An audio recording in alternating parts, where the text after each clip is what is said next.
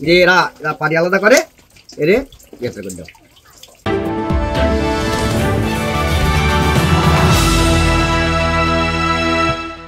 ভাঙড়ের রাজনীতির রণক্ষেত্রে ফের উত্তাল পরিস্থিতি।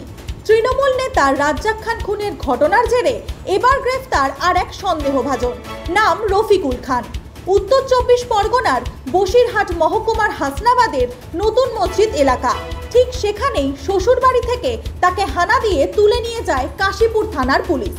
ধৃত রফিকুল সম্পর্কে তার শালা আবুল কালাম মণ্ডল বলেন, রফিকুল আইএসএফ এর সক্রিয় কর্মী, তাই ওকে চক্রান্ত করে ফাঁসানো হয়েছে।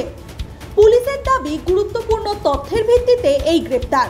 তাহলে কি প্রতিবেশী রাজ্জাক খুনের ঘটনায় রফিকুল সত্যিই জড়িত, না কোনো রাজনৈতিক প্রতিহিংসার শিকার? যখন মারা হয় তখন 7 দিন জ্বরে পড়েছিল। যখন মারা হয় তো আমার খবর পেয়েছি আমি ফোন করি আমার কাছে, বললো যে ওর মারা হয়ে সত্যি। তা আমি তুই গেলি নাকি? তা বলছে না, আমি যাবো কোথায়, আমি মরে যাচ্ছি, আমি যাবো কোথায়? তাই জ্বর আমার এখানে বাড়িতে 2 দিন বড়ি খেয়েছে, খেয়ে সুস্থ বেলা হয়েছে। কালকে একটু নিয়ে গেলাম একটা ফল খাওয়ার বাড়ি, বলে আমি এখন থাকবো না, আমি তোমার ওখানে থাকবো, আমার এখানে ছিল।